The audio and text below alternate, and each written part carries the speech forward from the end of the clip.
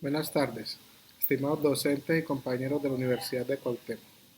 En esta oportunidad realizo un reporte de investigación a través de una entrevista referente al conocimiento del ordenamiento jurídico colombiano. Tengo el placer y el gusto de entrevistar a mi rector, Edison Naudín Jiménez, quien responderá unas preguntas sobre la legislación educativa colombiana. Estimado rector, muy buenas tardes. Muy buenas tardes, Carlos Mario. Estimado rector,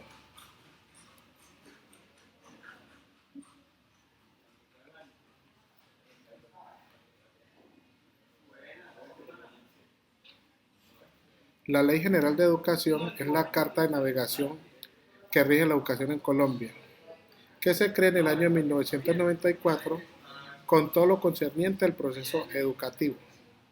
¿Con qué frecuencia realiza lecturas de la normatividad educativa en el ámbito internacional para poder aplicarla en el contexto educativo? A ver, la legislación educativa va cambiando de acuerdo a las dinámicas que se van dando a nivel internacional.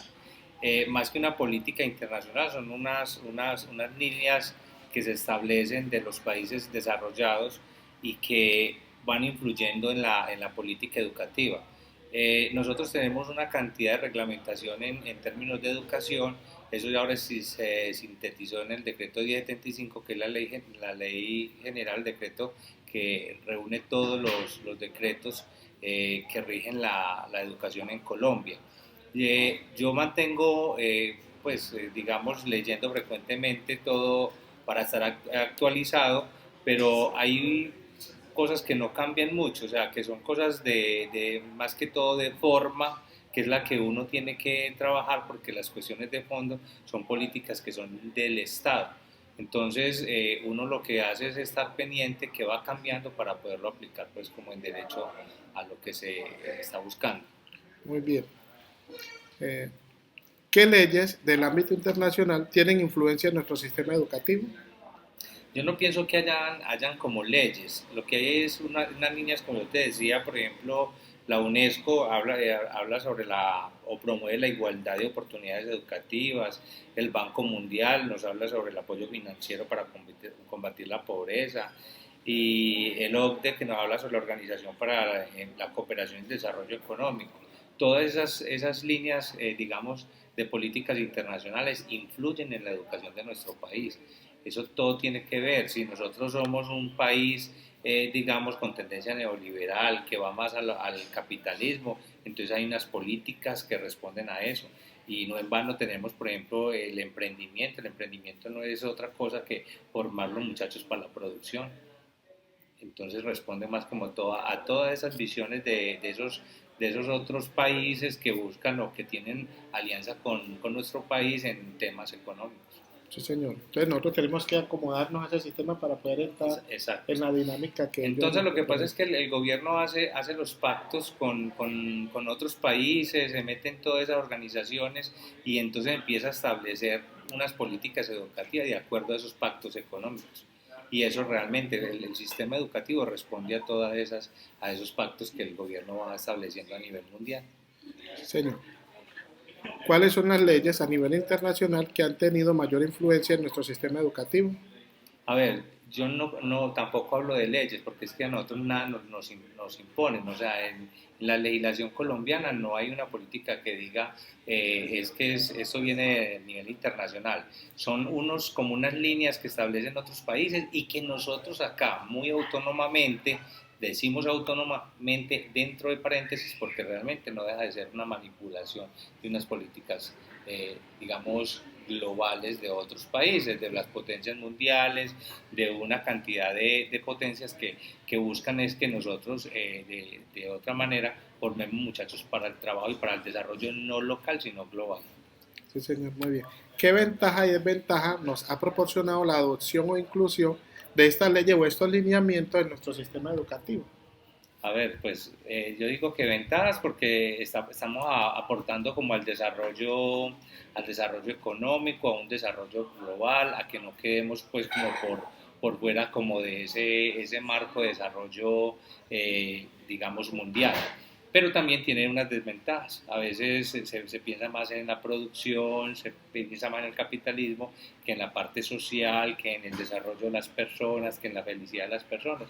Entonces, si nosotros hubiéramos seguido unas políticas como las de Cuba, ¿cierto? Estamos hablando del socialismo, entonces tendríamos un sistema educativo totalmente diferente, pero como a veces nos vamos más orientados a lo del capitalismo, entonces estamos respondiendo en producir, en competencias. Mire que la misma competencia es que sabe hacer con lo que sabe, es desde el hacer, desde el producir, hablamos de emprendimiento, hablamos de producir algo material. O sea, ser competente para otros y no para nosotros Exacto, mismos. sí. Muy bien.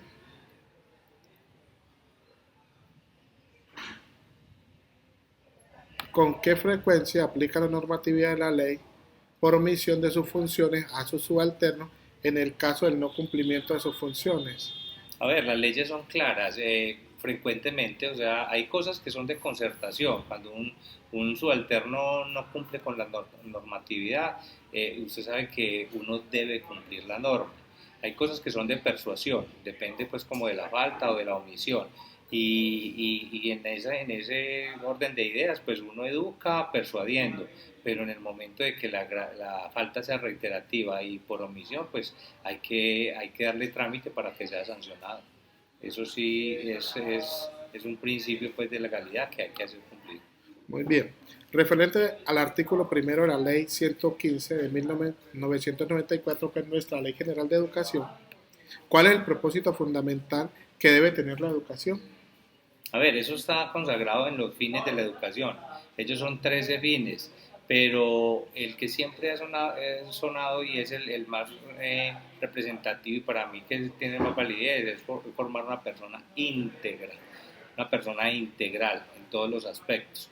Ya esa otra partita que le agrega que para el desarrollo, bueno, para mí es una persona integral. El concepto integral a veces no lo puede uno definir. Integral es como él se quiera, digamos, como se vea integralmente. O sea, es dejarlo que sea libre, que sea autónomo, reflexivo, crítico, pensante. Son tantas cosas que la persona puede crear que esa para mí es la educación. Entonces no a veces encasillarlos a que tienen que ser una persona competente para determinada cosa porque ahí es donde los encasillamos a unas políticas que nos están exigiendo. Sí, señor. Muy bien. ¿Por qué el sistema educativo colombiano presenta una brecha tan grande entre la educación rural y la educación urbana? Si la educación en sí debe ser la misma. Vean, precisamente ayer estaba en el consejo municipal que me citaron para un informe y yo les mostraba una imagen muy representativa donde hay unos niños en una barda y montados en un banquito, igualitos los tres banquitos, y había unos niños que alcanzaban a mirar por encima de la barrera, otros no alcanzaban y otros pues mucho más abajo. Entonces hacía yo la comparación que es que el Ministerio de Educación te da lo mismo por cada estudiante, la misma cantidad de plata. Ejemplo, te puede dar 1.000.000 de pesos por muchacho anual, entonces te da 1.000.000, 1.000.000, 1.000.000 a cada uno.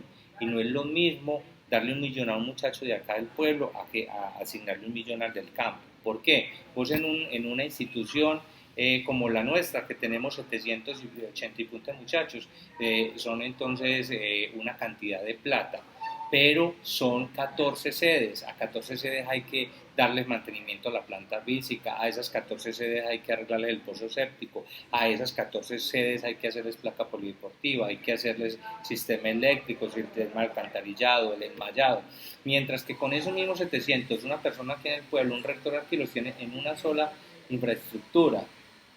Entonces, las brechas, un adobe acá te vale una plata, un adobe a 3 o 4 horas, como tenemos algunas sedes, vale el doble o el triple. Entonces no es lo mismo. Las condiciones que nosotros tenemos en la vereda son supremamente difíciles. Nosotros no tenemos casi acceso al internet. Nosotros los equipos son unos equipos de muy mala calidad. Limitados. Exacto. El mismo ministerio a veces se contradice en esto. Llega y nos instala unos equipos y nos los dan con un programa llamado OpenOffice, una cosa que está manda a recorrer hace muchos años. Entonces, ¿cómo voy a enseñar tecnología cuando yo debo estar enseñando lo más actual y no nos lo instalan? ¿Por qué? Porque no tiene licencia. Y a veces nos dicen, no, descarguen la pirata. Entonces, de una vez nos están enseñando a ser ilegales. Cuando eso no se debe estar presentando. Entonces la diferencia, y yo hacía esta reflexión esta mañana, le dije yo, ojalá las auditorías a educación se le hicieran en lo rural y verá que era donde invertían más, pero como las auditorías en educación e inversión se hacen en el urbano, entonces por eso todas se las meten al urbano, porque es la vitrina para cuando los auditan a ellos. Correcto, muy bien. O sea, siempre se quiere mostrar lo más significativo, o sea, el campo lo dejamos por detrás y mostramos Exacto. lo que tenemos más aquí. Y esa es la brecha grande que hay. Muy bien. A partir de la publicación de la Ley 115 de 1994, se han emitido otras leyes que la reglamentan en todos los aspectos pedagógicos, organizativos, generales. A partir de esto, ¿cuál es la función del decreto 1860 según la Ley 115 de 1994? Vea, ahora ahí se habla de ley 115, pero realmente ahora ya es el decreto 1075 que recoge todos los, todos los decretos que hay en este momento sobre educación. Todo, absolutamente lo sintetiza en un solo decreto.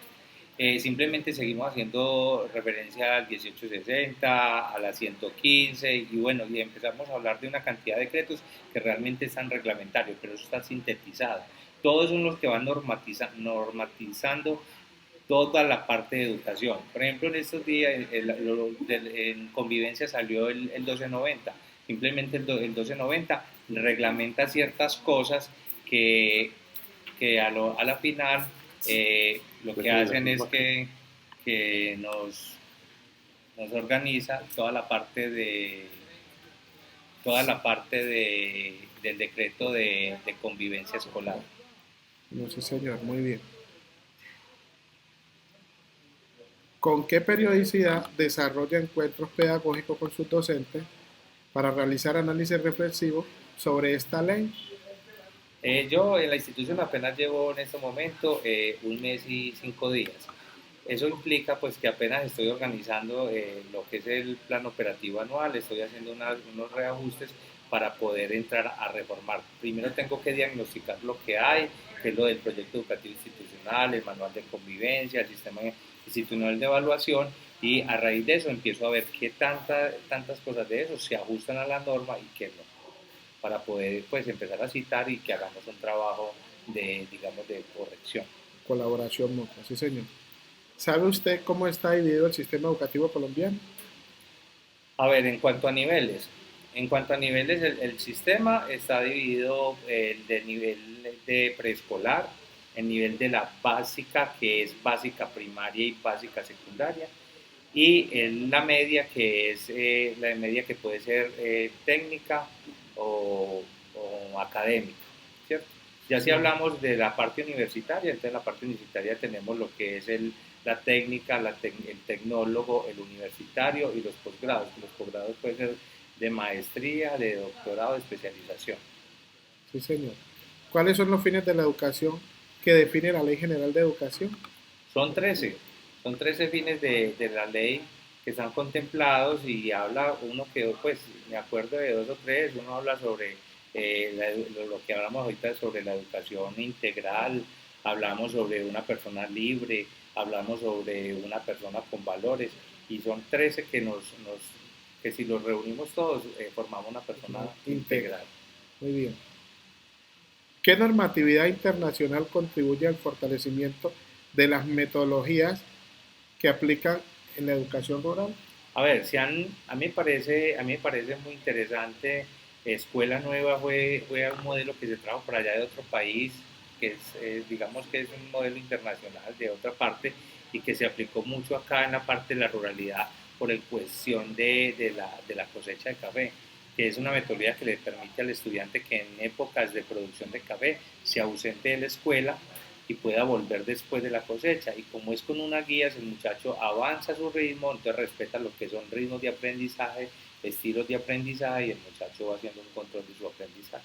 Eso me parece muy interesante. Ese tengo que rescatar. Ahora salieron la posprimaria, la telesecundaria y muchos sistemas de educación rural como muy, digamos, enfocados a las necesidades del contexto, pero sí hay varios modelos que realmente se están aplicando. Muy bien, muchas gracias. Don Edison, eso ha sido un placer para mí que usted me haya permitido esta entrevista y poder fortalecer lo que son los procesos educativos y aprender desde otro punto de vista qué es lo que nosotros tenemos en Colombia y qué políticas internacionales o qué lineamientos, como usted nos acaba de explicar, que nosotros nos acogemos a unos lineamientos. ¿Para qué? Para estar a la vanguardia de lo que las ciudades o el mundo globalizado quiere. Muchas Listo. gracias. De Muchas antemano le gracias a agradezco usted. mucho.